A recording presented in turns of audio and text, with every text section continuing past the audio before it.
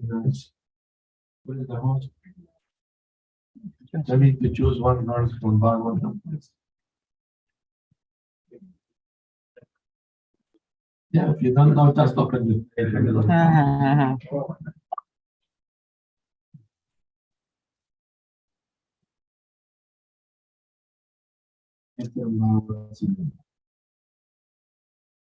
have the book, the physical book.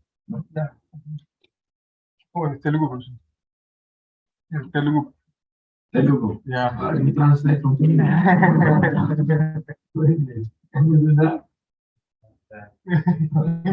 Who knows what to translate from Telugu? We can select that verse from Veda. Huh?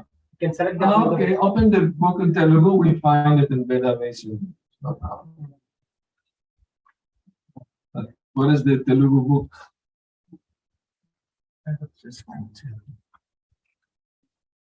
Hare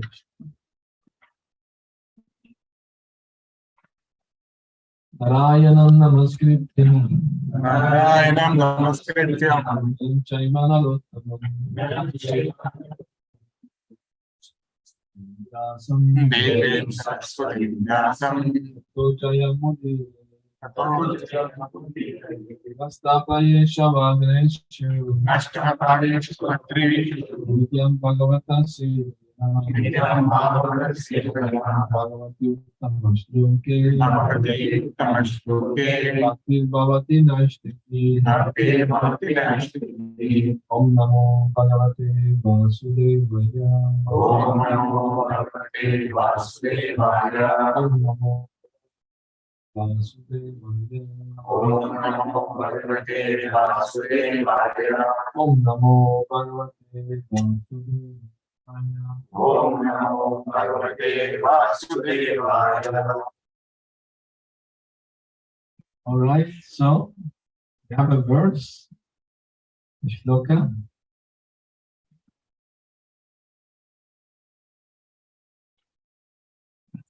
Which canto do you have in your hand? 10 canto. Very nice.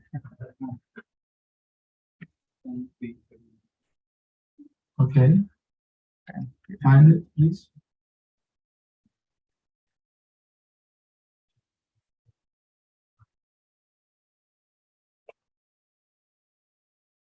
You have it? 10:3:39. 11:3:39. Very good.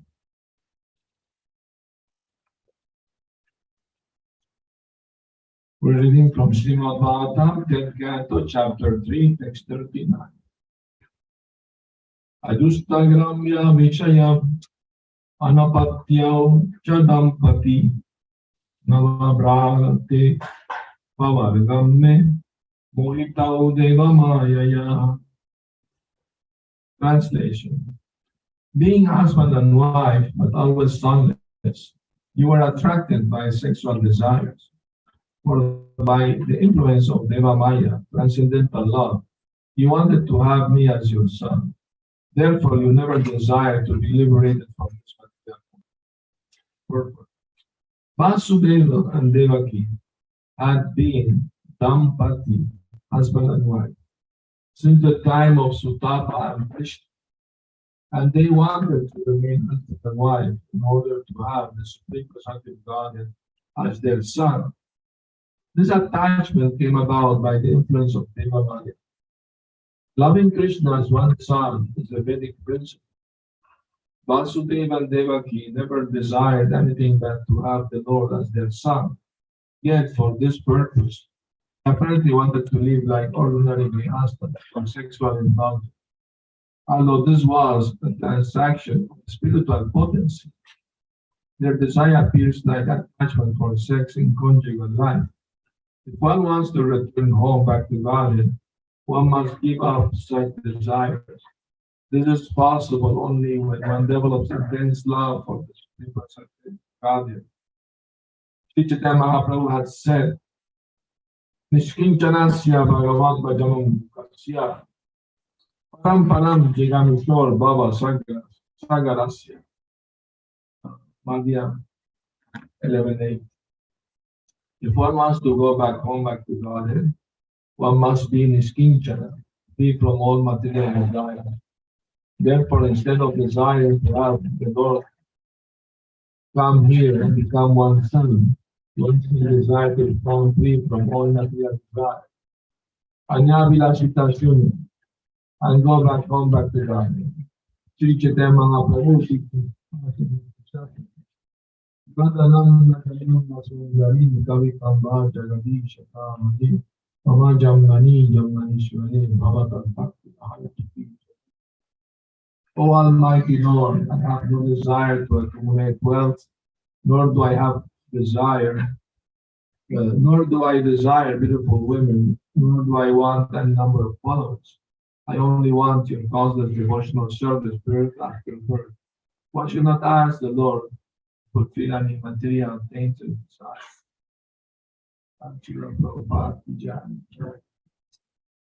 So, Devki and Vasudev, they had the Lord as their son for three lives. First as Sutapa and Krishna, then Kashyapa and Aditi, and then Vasudeva and Dev. As Sutapa and Krishna, they prayed for the Lord to be their son. So it is mentioned here that desire, apparently, as husband and wife, to have sex life, but their idea was to have the Lord as son. So it's Deva Maya, it's influenced by divine energy, not Mahamaya. Because it is the Vedic idea that somebody may want to have the Lord as the son. That is considered transcendental, spiritual, not material. So when Krishna freed his mother and father, Vasudeva Devaki, from Kamsa's prison, and the Lord reminded them of their desire to have him as a son. Mother Devaki felt so much love for Krishna, she made him sit on her lap, and, so much motherly love. The Lord, and the Vasudeva, motherly love. Then she asked Lord Krishna to bring back her 6 sons, but she was not able to show motherly love to them. These 6 brothers of Krishna were conditioned souls. And then, so Krishna brought them back. He's all powerful. Although Kamsa killed them, he planted them again as a small children, or to satisfy his mother's desire. And immediately milk flowed from the breast, and she fed the children. And it is explained that when Vasudeva was going to take Krishna to Gokula, Devaki gave Krishna breast milk, so he would not feel thirsty on the way. So that milk became Mahaprasad. The Lord tested that milk. So when this 6 conditioned soul, they drank that milk, they became immediately liberated person.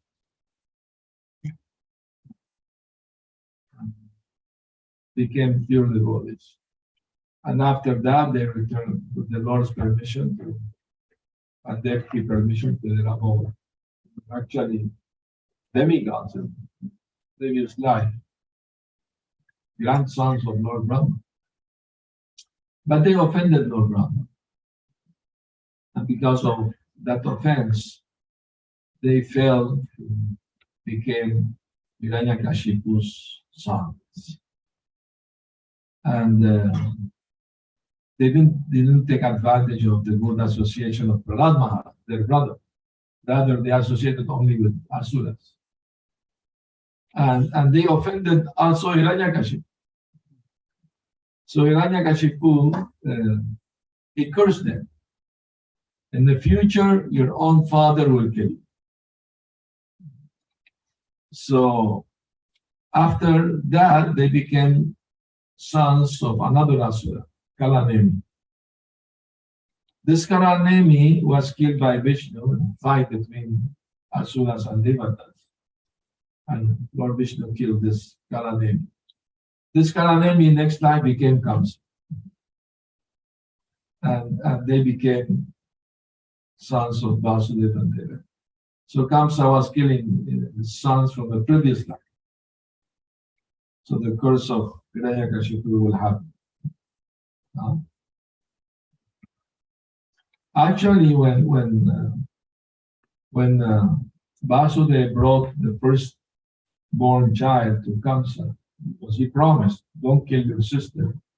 I promise you I will bring every child that she will have to you. You can do anything you want. But so he was truthful to his word. He brought him to the child. And Kamsa's heart became soft. It is a truthful person, honest. He said, no, you can't take him away. The prophecy said the eighth son, not the first. So you can take him. Of course, you can never trust a demon. Anyway, and also his ministers were also, so they advised him that if you have a flower with 8 petals, which one is the first, which one is the eighth? Anyone can be the first or the eighth. So don't take chances. Don't take chances. The demigod may cheat you, you know. And also we hear that the Devatas are being born in the Yadu dynasty. So don't take, there are also enemies. So don't take chances. So in that way he asked Vasudeva to bring back the child. He imprisoned Vasudeva and then killed the first child. And he continued killing the child. And also Narad Muni was advising Kamsa to kill the children. That was surprising because he's a devotee. Why he's doing that? Because Narad Muni knew if Kamsa make more sinful activities, the Lord will appear faster. So that was his desire, that the Lord will appear as soon as possible. No? So in that sense, that like for example, in the pastime of Yadu, Yadu is from the dynasty that Krishna was born. He was the son of Yayati, King Yayati. And when Yayati was cursed to become old by Sukracharya, his daughter complained, I told him not to have a child with my friend. They have a fight, You know the story, not from the Bhagavatam. They were taking bath and naked in the river, and they saw Lord Shiva coming, boom, Nandi, and they came out to cover themselves. By mistake,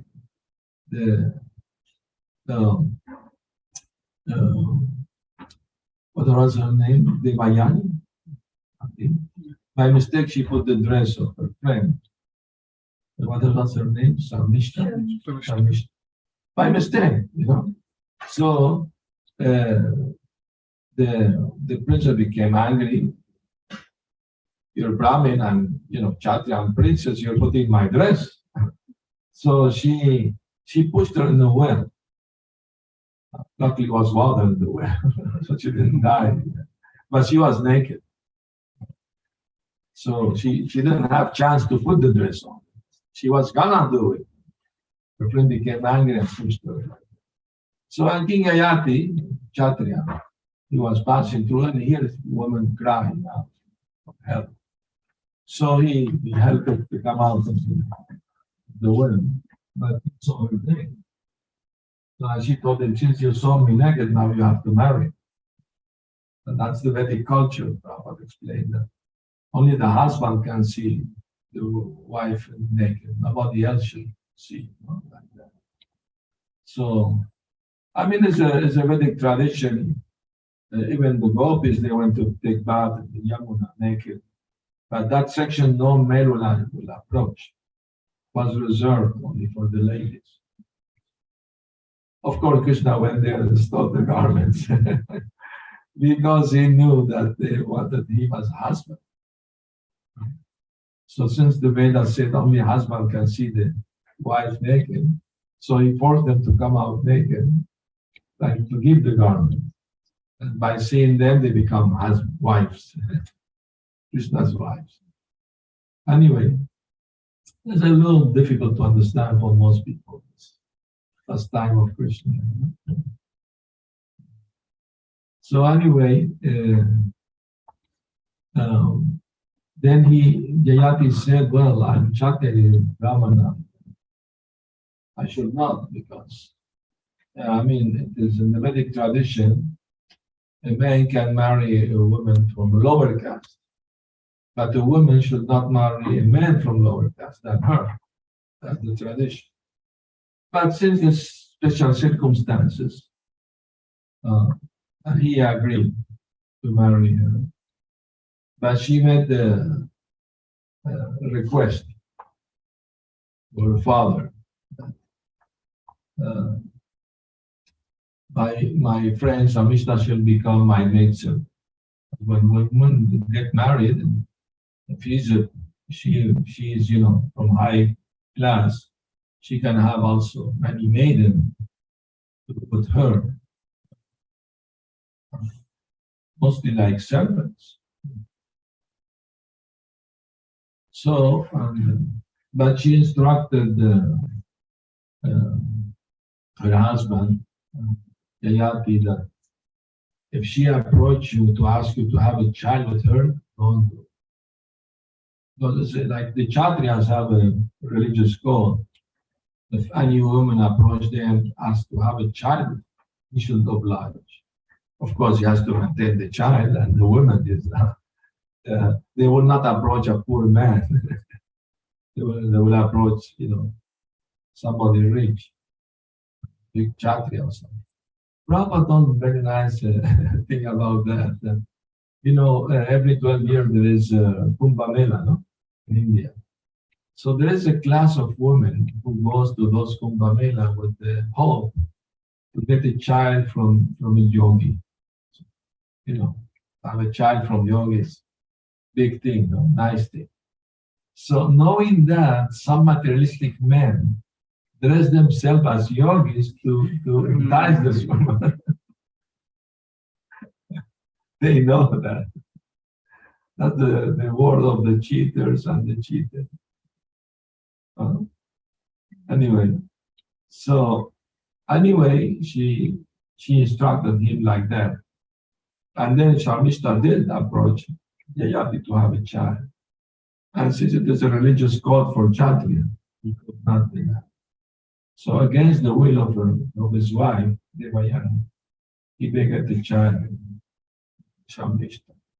When Devayani came to know, she became very angry at him. And she went to her father complaining. And the father cursed Jayati. You become old. He was a young man. And he became prematurely old man. No? So Jayati was very sad. He became old man. He was young. He wanted to enjoy life, So he told the Shukracharya, actually your curse is not good, not only for me, but also for your daughter.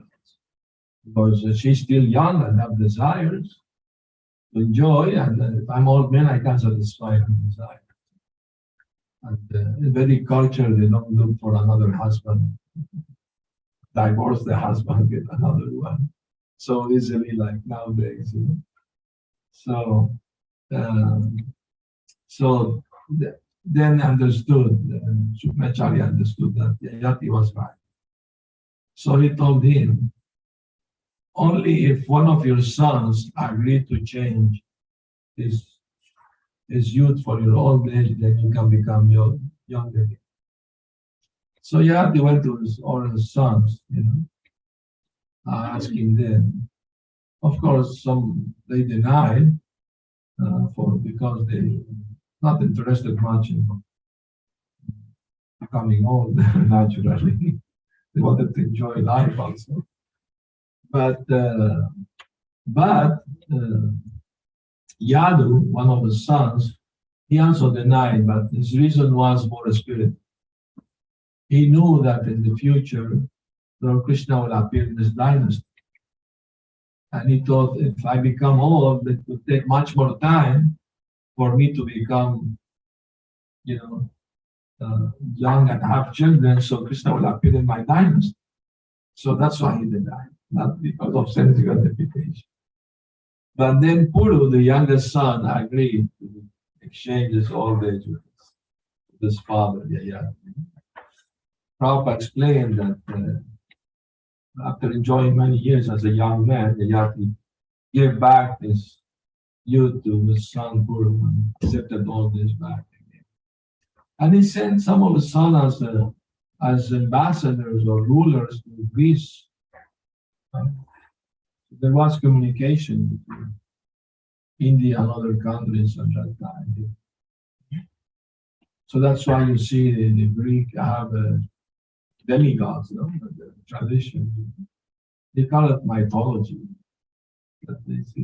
Actually, mythology means made up stories, not real. Sometimes even in India, people call the stories of Maya, Mahabharata as mythology. What is real? It actually happened, not made up story. But this word mythology is not good to use referring to the stories of the Vedas.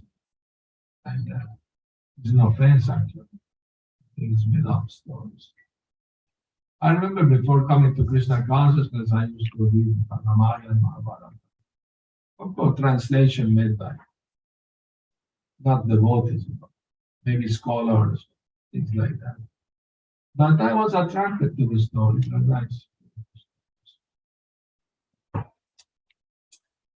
But I mean to say, it was a little difficult to believe that chariot with horses flying in the sky and things like that. What?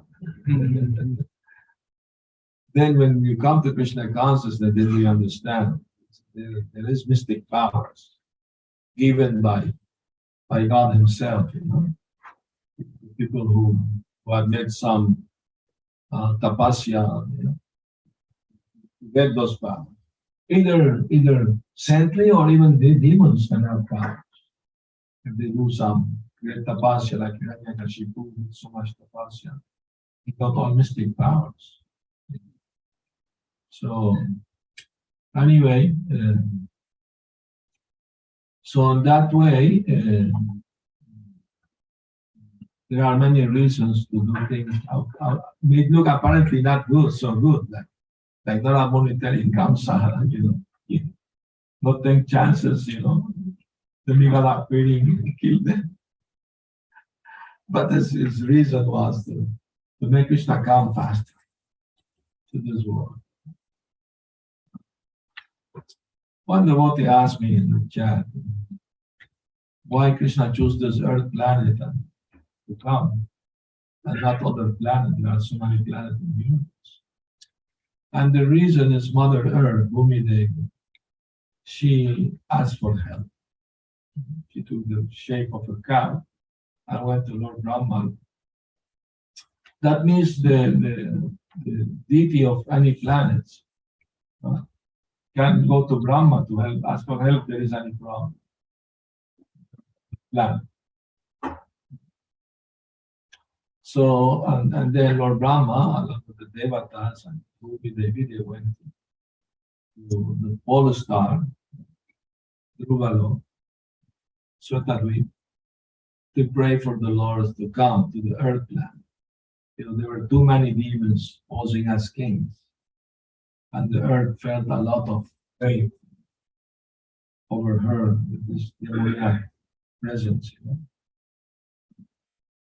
And what happened is explained in Mahabharata and Purana that the demons, after being defeated by the Devatas many times, they decided to reborn in the earth planet to take over, as kings, as Kshatriyas. So they did some yagya sacrifice, to get what they wanted. So in the Vedas is a kalpa vriksha, You can get anything, material or spiritual, from that. When once Prabhupada was giving lecture in South America, Venezuela, the Bhagavatam. He was giving Bhagavatam in the evening. And Bhagavad Gita, Prabhupada said, other devotees can give in the morning. I will give only one in the evening, Bhagavatam. So in that one lecture, Prabhupada said, the Vedas are like desire, anything you want, material, spiritual. Okay. There is a mantra in the Vedas. If I chant it now, this Abhyasa will float in midair. So you are waiting. I never did that. He said there are also mantras for the pigeons will take you from. You sit in one place and the pigeons will take you to another place. Huh?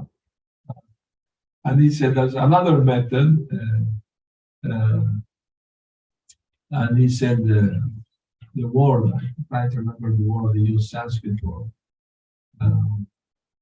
What is the name of the sky in Sanskrit? Okay. Akashpato, Akashpato. You can fly in the sky. Even it is mentioned in the Veda how to make a machine fly in the sky. You know, one German scientist, he went to India for archaeological research, and this place Mohenjo-daro. Actually, the name is Mohan Dwara, you know. Mohan is Krishna. And he found excavation pergamene, 4,000 years old, explaining how to build the Vimana from 4,000 years old. So this science was known many thousand years ago, how to build a flying machine. What kind of thing you have to make it to do to fly, and the oil you have to put. Everything is explained. So, why I'm saying this? Because Prabhupada was explaining this idea how to fly from the Vedas. And you know the Russian and German, they were very much interested in the Vedic science, how to control sound vibration to read other people's mind. They wanted to spy, using those things to spy on the enemy. Even Hitler, he brought brahmanas from South India to do yagya. He was vegetarian, although he was asura. He killed many innocent people. Anyway, so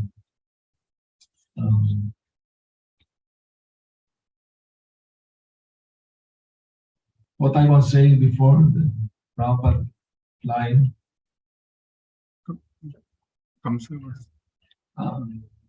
Yes. Yeah, the Yes. Exactly.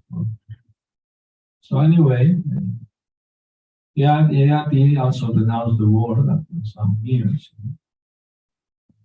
I mean, that's the Vedic idea. It's, civilized human beings are supposed to follow, according to the Vedas, Dharma, Artha, Kama, Moksha. The religious principles, Dharma, Artha, economic development, Kama, satisfying the material desire, and finally, when you get tired of all this, Moksha, liberation. But nowadays, people, even in India, not much interested in Dharma and Moksha. They are interested in Artha and Kama. Economic development and gratification. But Lord Chaitanya Mahaprabhu, he brought the fifth goal, higher goal. Highest goal. And that's Prema Pumarto Maha. Highest goal is to achieve Krishna. God. That is highest goal. Than the four regular goals for you. So, because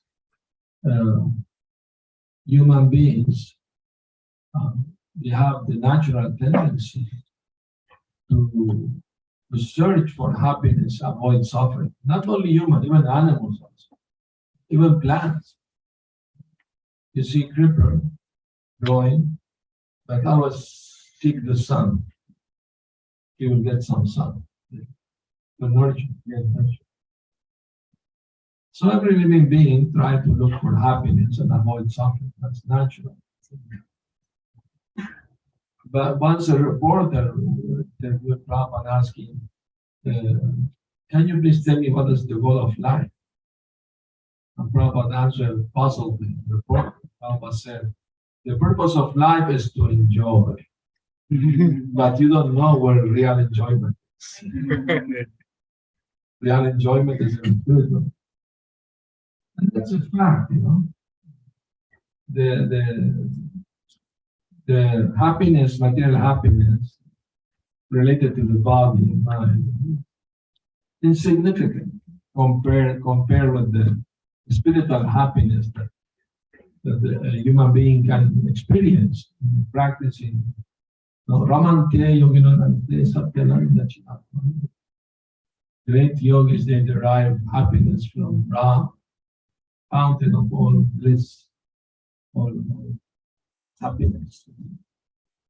So, all process, Krishna conscious process is Param Drishtva. We get the higher test by practicing Krishna consciousness. Then it becomes easier to give up the lower, not artificial, imposed on the mind. You can't do anything artificial for a long time. But in due course of practicing Krishna consciousness, Krishna may give us a little drops of spiritual happiness. Said, do you know that your experience is real? It does. I want more to become greedy, like that. So that's greediness is good. It's good. It's recommended to be spiritually driven, not material. I think it was Gandhi who said, there is enough in the world for everyone, but there is not enough for one very greedy person. Want more and more exploit, they exploit it. Material energy, they don't care for all those people welfare, just to become more rich. They exploit the nature. So, but the spiritual greed is very recommended. It's very much desired. Prabhupada said, and if you can get this hankering, spiritual hankering, laulyam is called, pay any price, whatever is needed to get, the vow, the feeling for desire to love and serve Krishna, eternal. That's very much desirable, very good. You should try to get it somehow or other. So that's the beauty of Krishna consciousness. That doesn't impose artificially anybody. One has to voluntarily, like me. I want to have the spiritual experience by hearing, chanting, remembering about Krishna. And have the desire, Just see in the pastime of Vamanadev, when he came to the arena of Bali Maharaj, Bali Maharaj's sister, Ratnamala, when she saw Vamanadev, she felt motherly love. She thought, this boy is so beautiful. I wish to have him as my son, so I can offer him my blessing. She had this strong feeling, And the Lord in her heart confirmed, your desire will be fulfilled. But when Vamanadev, with 2 steps, took over the universe, she became angry at him, that this boy took everything from us. If I had poison, I will poison him. So the 2 desires came together, she appeared as Putana. To be breast milk and also to poison. But Krishna is so kind, so merciful, that he only took the good thing from her and freed her from the bad feelings. Krishna is so kind, so merciful. even to such demon as Puta. He gave her position as nurse, helping Mother Yashoda. That's amazing. That's why when Uddhava was having a conversation with, I think was Maitreya, or Vidura, was with Vidura, he said, "Oh, Bhakti, she's so fortunate. Bhakti, she's the younger sister of Bakasura." Family.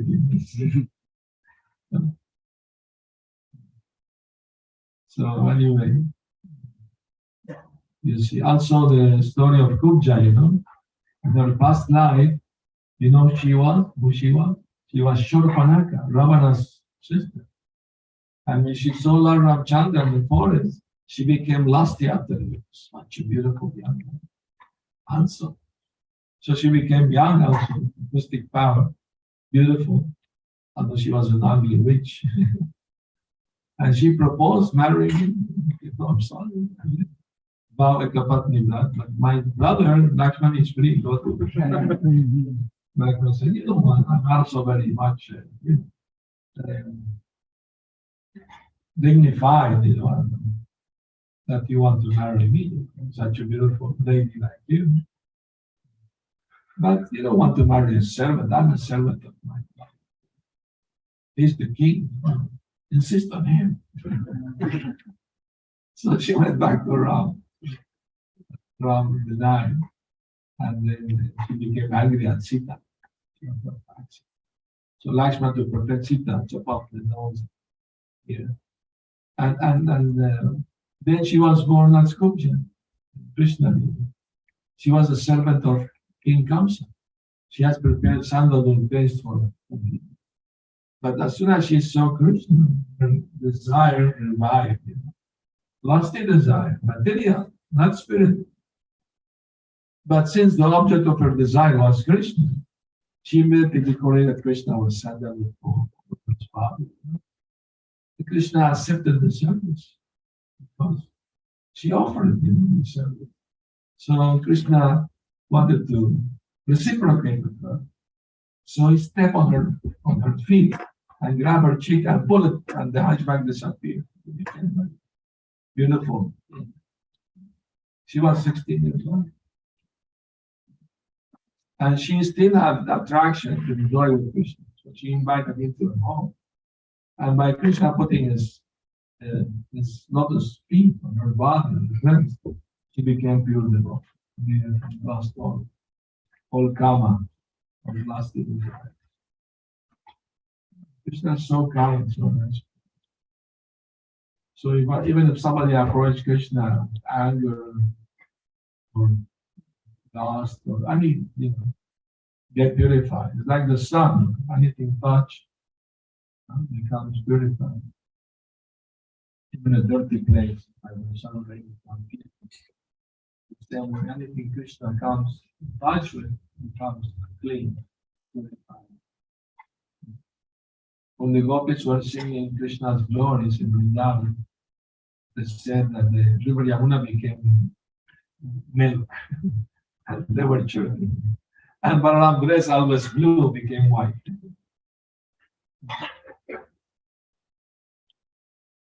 So the glories of the Lord should be chanted always, so the atmosphere should be clean and pure.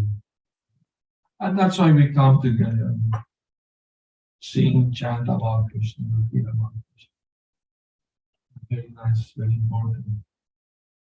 Keep doing regularly. Even at our home, every morning we do chant Krishna. All right, and now if you have any comments.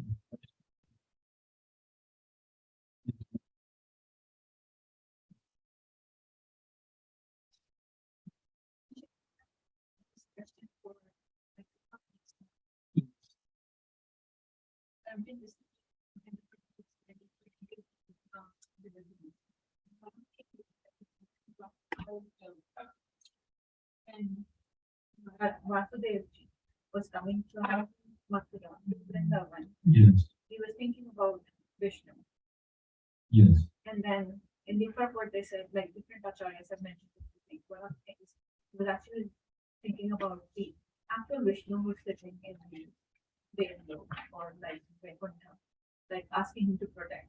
Yes. Another acharya has mentioned that he's thinking about his son because now he's scared that something is going to happen because he hears a lot of these things. He's Yeah. protective of his son. Yes.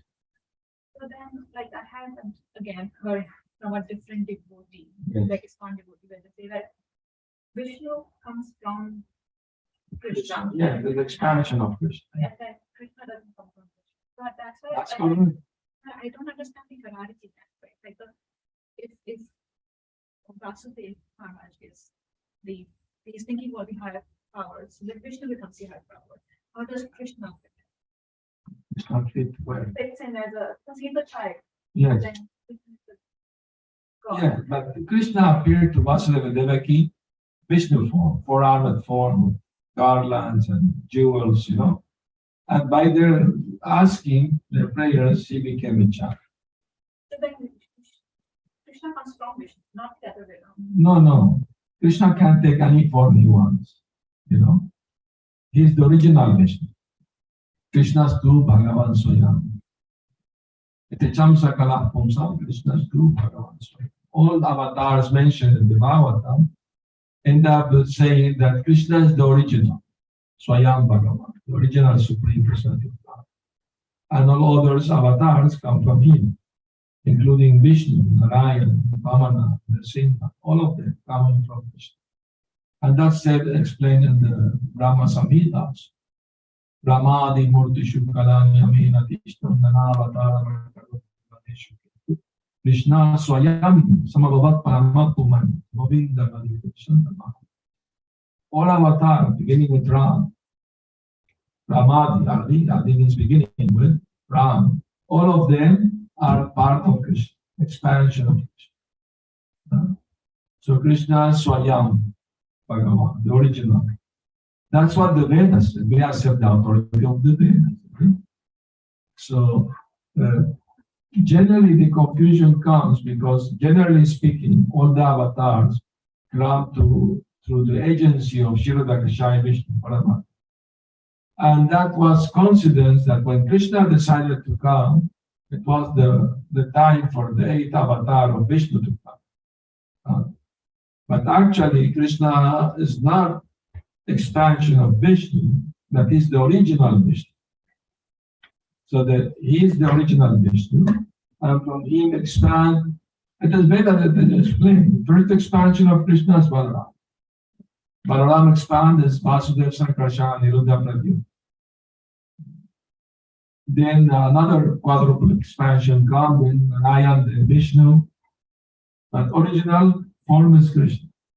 Then why do we say Das Avatar of Vishnu? Why don't we say Das Avatar of Vishnu? You can say Das Avatar of Krishna also. For Krishna, there is no difference between Vishnu and him. It's one and the same. It's one and the same. There's no difference for him. You call him Vishnu, he will hear your prayers. Because he's the original Vishnu.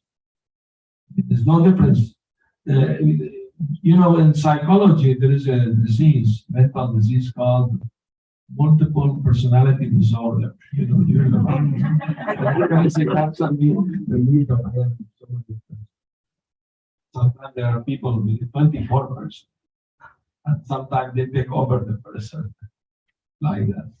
So, but Krishna has multiple personality and perfect one. He has many personalities. They are unlimited. There are so many avatars of Krishna as waves are in the ocean. Uncountable. But Krishna is the original avatar of all avatars. That's what the Vedas say. We agree with the Vedas. Popular things may say whatever they want. But we follow the Vedas. The Vedas said that Krishna is Swayam Bhagavan, the original Supreme Personality of God. From the three Murti, Brahma, Vishnu, Shiva, only Vishnu can give moksha, liberation. And of course, Krishna give more than moksha, he give prema. But even Krishna didn't give prema at the start. So that's why he came as Chaitanya Mahaprabhu, and that's why Rupa Goswami glorified Chaitanya Mahaprabhu. Namo Mahavadanyaya Krishna Priyapradayate Krishna Krishna Chaitanya. Namya Gora Krishna. Although you are Krishna, but you are more merciful than Krishna. Because you are giving something that even Krishna accepted in him. And that is Krishna prema, love for Krishna. So we worship Chaitanya Mahaprabhu. Sri Krishna Chaitanya Radha Krishna Narayana, the combination of both Radha and Krishna. That's what the Gaudiya Vaishnavas. Only the Gaudiya Vaishnava understand this. Other Sampradaya they don't know about this secret. Mahaprabhu taught the world how to love Krishna, feeling his separation. He himself gave the example of how to love Krishna. I was remembering dying for his association and service. That's the greatest gift of Mahaprabhu. So we are now, connecting with the Gaudiya Vaishnava Parampara. That's the greatest gift. Although other Sampradaya don't accept Chaitanya Mahaprabhu as Krishna, doesn't matter. They accept him as a great saint, that is good for them. They also get spiritual benefit. Because Chaitanya Mahaprabhu took sannyas, so people who offer respect to him, they get some spiritual benefit, although they don't know who is actually he. But it's good for them. So now ISKCON is given the knowledge of about Chaitanya Mahaprabhu all over in South India also. But it's always about Narayan, Vishnu Narayan. Mahaprabhu is reaching everywhere, not only in India, all over the world. This knowledge is being broadcast by Prabhupada's followers. I hope that answered. Thank you.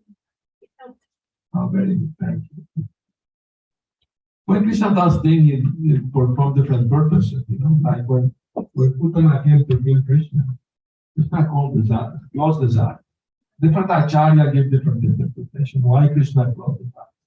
One acharya said Krishna closed his eyes because he was angry at Putana. She killed many children by sucking the blood of the children, which, So he didn't want to see her face, so closed that. One reason. Another acharya said the reason Krishna closed his eyes because he wanted to give Putana the feeling that he's a harmless child, can't do any harm, a sleeping child, So she can approach confident that she can kill him. Another acharya said the reason was he was going to kill her. And since the Veda is prohibited to kill women, so that's why Krishna closed his eyes. So the three of them are correct. So different angles, you can see the things from different angles, and all of them are correct. So the Vasudev seeing Krishna, Vishnu like that, also all of them different angles of the same truth.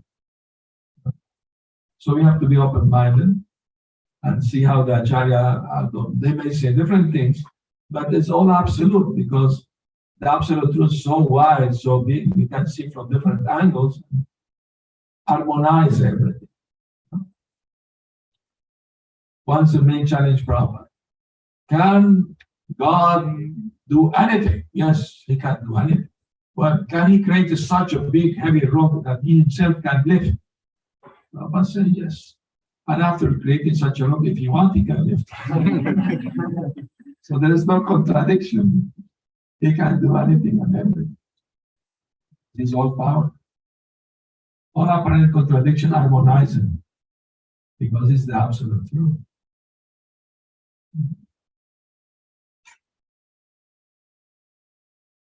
Right? Yes. Thank you for nice classes yesterday. Thank you. From yesterday's class, you were mentioning that my question is basically that those who are engaged in sharing Krishna consciousness with others, and trying to spread or help Srila Prabhupada in his mission. Yesterday you said a lot of, and we see that today, a lot of the congregations are supported by sort of Indian bodied people. Yes. And it is kind of going to great strength Yes. on that. But at least in my limited experience, vision, we're seeing sort of lesser of the local or the Western bodied or wherever it is the local population, maybe South America, is lesser wherever it is. It's mainly the Indian bodied congregation that is supporting. Yes. And there are Western bodied devotees who are able to attract the Western bodied people. Yes. But being an Indian bodied person who is trying to do a little bit of, when we go and share it with Indian people, they take it very nicely. So that part is. Yeah, it's natural, it's their culture. So, but how did Indian bodied people well, attract Prabhupada will attract all the Westerners. So if he could do it, he was Indian. Why not? The Indian devotee now can do the same. If it's possible, you have to present it in an attractive way. The problem people are in the bodily resignation, and actually, and they have some religious prejudice, something like that.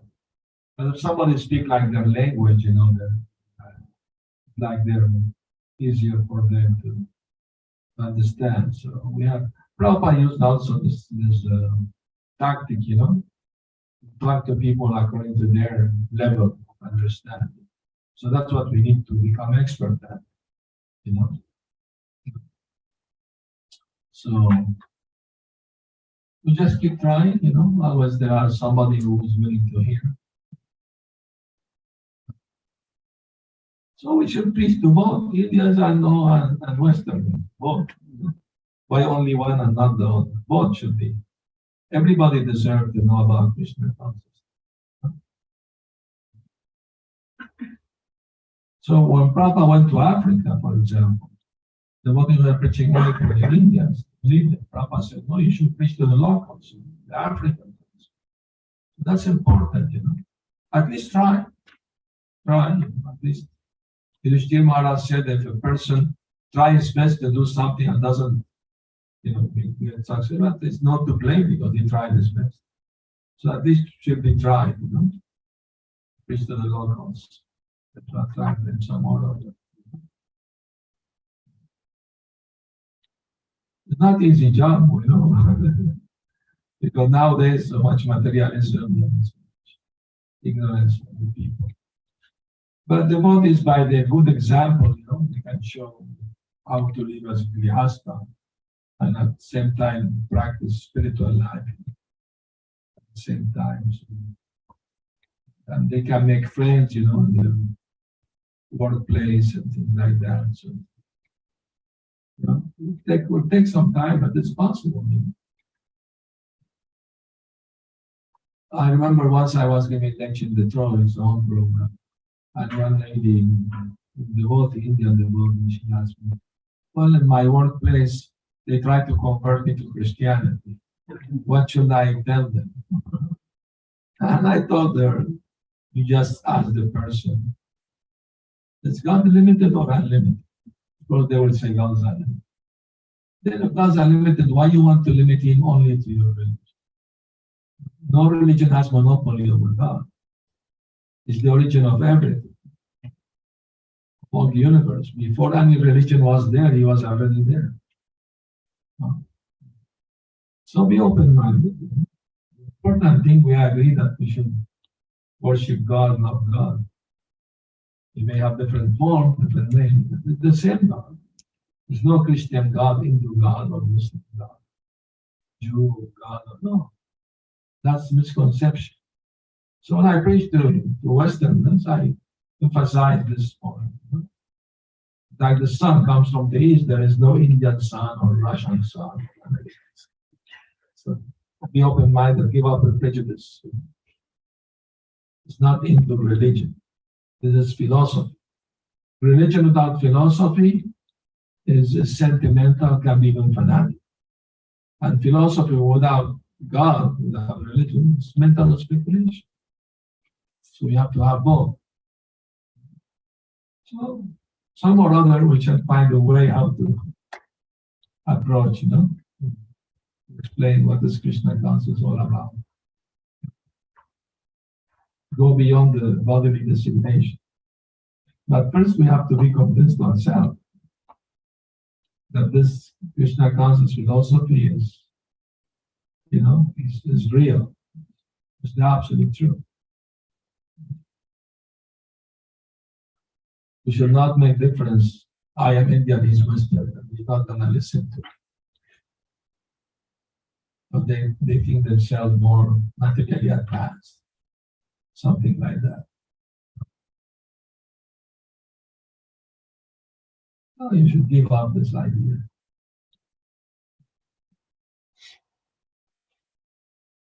We were talking today, that Westerners here in America, they are very good at, keeping everything nice and keeping nice spot. We went to the park this morning. They are very expert in sense gratification. They want to keep everything apparently nice. But if you go to downtown, you see many homeless people begging downstairs. So even Prabhupada, when he came, he thought, well, there is no poverty in America, it's a rich country. But he found so many homeless people lying in the street, drunkards. Everywhere there are. Like that. Because they have no idea what is the goal of life. So they take shelter in alcohol, drugs, and like that. So we should try to give them the knowledge. The problem is sometimes in India, they want to imitate the Western. Like once I was traveling by car in the US, and we stopped to go to the bathroom, and we saw an Indian man coming out of McDonald's with a bag in his hand. So I approached him. Are you Hindu? He said, yes. What did you buy? Burger? Yes. How can you do that? This is mother cow, Hindu, how can you eat your own mother? I just died. And he was apologizing. No.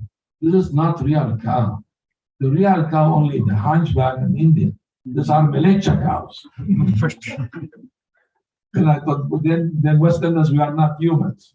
Only the born in India, we are humans. They try to justify so many nonsense. So we have to have first clear mind, before trying to preach Krishna consciousness. And we also be tactful, The idea is to become friendly first. If you become friendly, they are more open to hear. And if you try to impose the philosophy, I know better or something, of course they will not so attractive. So we have to have how to get experience, how to learn, from those who are successful in doing it.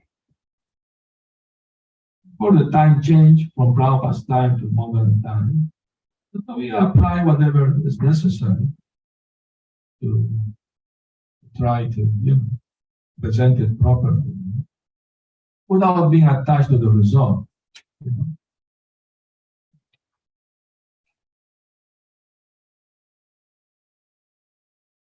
Very good. Yes. Thank you so much for the wonderful talk.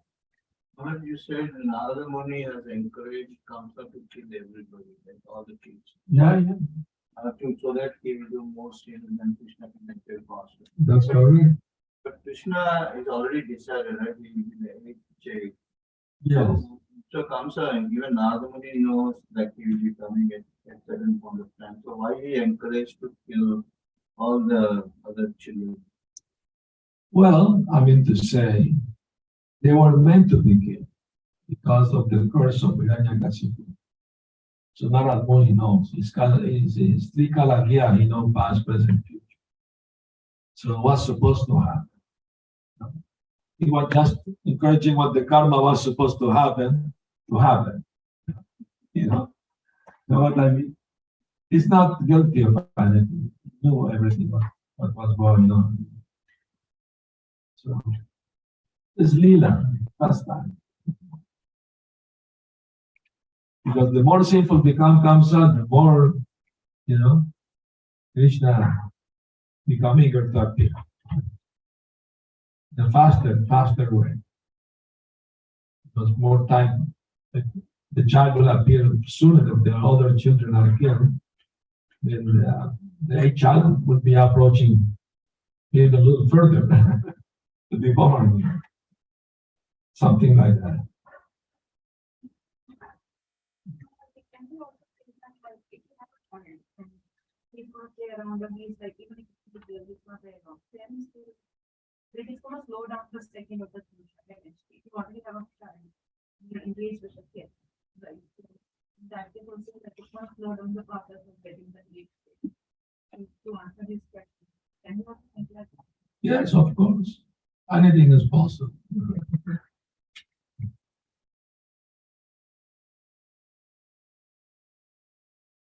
I mean, it was a prophecy, was foretold. It was going to happen some way or other. Kamsa, I mean, when Kamsa knew about it, and he tried, he killed many children.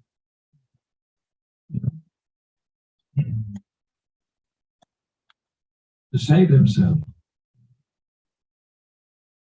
But when Krishna killed Kamsa, Kamsa was thinking of Krishna's form and four hands as Vishnu, right? And because of that, he got moksha, he went to Vaikuntha, passing to the Brahma Jyoti, of course, but he reached Vaikuntha because he was thinking the 400 form of the Lord. And Kamsa appeared in Chaitanya Lila, as, who knows, as the Chandkazi. He appeared as Chandkazi. And do you know who was previously in the Nawab Hussain Shah? Who was he in the past life? Who was Jarasandha?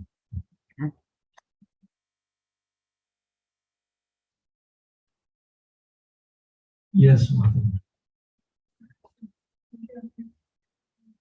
So, Hiranyakashipu cursed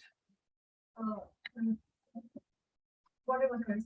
How could this, he had this power to, whatever he's saying will actually Happen. have. Remember, he did a lot of tapasya and austerities. Hiranyakashipu, he got mystic powers of the demigod. Because we get the next body. Yes, but at that time, there were powerful people who can curse and bless also. Remember the story of Maharaj Parikshit, who was cursed by a boy. But the Brahman had power, Brahma Teja. So the Asura also have some power because they did some tapasya. They get some power. They can have the power to curse.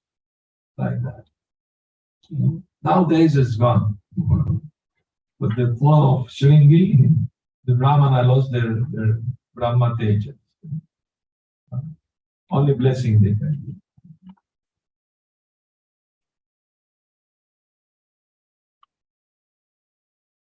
Yes. Hare Krishna Maharaj, thank you so much for your lecture. One question I had, when Krishna kills a demon, I guess depending on the demon's state of mind, when Krishna kills them, they'll achieve a certain destination. Yes. But how exactly do you know whether they go to Brahma Jyoti or whether they go to Goloka Vrindavan? Because the Bhagavatam explains where they go. In the case of Putana, it's explained that she got become Mother Yashoda's assistant. So that's how we know, because of the Acharya's comments on the Bhagavatam, they give explanation. They give us more insight into Krishna Lila. And in cases where Krishna touches like a blade of grass, or Krishna sees, or someone sees Krishna or something, like when he is performing his pastimes? Not enough. Not enough? No, because when Krishna entered Mathura, he saw a washerman, with nice garments. So he offered opportunity for service to the washer, the dhobi. Oh, this very nice dress, give to me and Balaram. The washerman, to see Krishna, he had to do many austerities in past lives to be able to see Krishna. But because he didn't have bhakti in him, he could not appreciate the opportunity Krishna was giving him to do some sin. So he denied Krishna. No, this belongs to King Kamsa. He will chastise you. So Krishna became angry at him that he didn't take the opportunity of doing service. So Krishna killed him. The karate and the hand. Chop off the head, but just with the hand. Like that. So he went to Brahmajot? Yeah, Brahmajot, liberation. Only those who die up, demons who appreciate in Krishna, they get, the Vaikuntha. Like in the Kurukshetra war, Prabhupada explained, that all who died got moksha. Only those who recognize Krishna, the Supreme Lord, they went Vaikuntha. Those who didn't, they went to Brahmajot. Thank you. Yes. Please take the mask. I can hear you better without that. I have one more question. This is like more like personal. So we Yeah. got one sadhana on one. There are days when you are like so emotional, like as you said, right? Like crying or something. Like those emotions come. And then there are days where it's like a duty. It doesn't come with that emotion or that and that. And then there's a sign for that keeps happening. Yeah. I'm sure it has something to do with all the karmas that I've done, but how do you channel through all of this? That's called Anishtita Bhakti. Everything passed through that, ups and downs. One day you are very enthusiastic, feeling very spiritual. Next day you are doing just mechanical, like that. It's normal to go to that ups and downs, But that's called Anishtita, unstable devotional service. But if you keep trying sincerely, pray to Krishna, and doing your sadhana, then from Anishtita will come Nishtita Bhakti. When you overcome your bad habits, things like that, then you become more fixed in devotional service. It takes some time, but it works if you don't deviate from the path. If you don't commit sinful activities and offenses, it will come. One has to be patient, enthusiastic, and endeavor with confidence that it is possible, it can be done. By Krishna's mercy, it's possible. So you have to keep trying, never give up.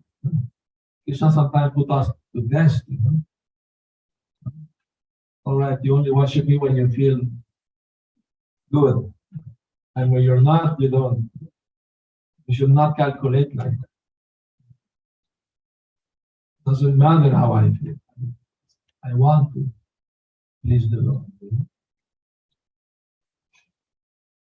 Like Lord Chaitanya said, he can break my heart by not being present or embrace me. I still my Lord unconditionally. Devotional service should be unconditional. Don't put conditions. May we feel happiness or not. Like Daruka, Krishna's servant, he was fanning Krishna with the chamara. And suddenly he felt ecstasy. He wanted to roll on the ground. He wanted to cry, to shout, but he controlled himself. More important is my duty to do.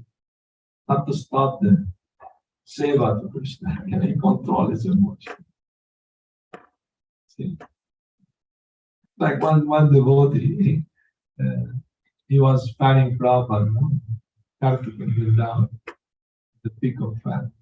But he was happy in ecstasy, so he wasn't paying attention. And Prabhupada replaced him because there were some flies and he was not aware. He was just thinking, oh, I'm in ecstasy, so good. But he was not doing it properly. So we should be convinced, we are eternal servant of Krishna, no matter what, how I feel, or sad or happy, or sukhe dukhe bole da kosa dahani bole na.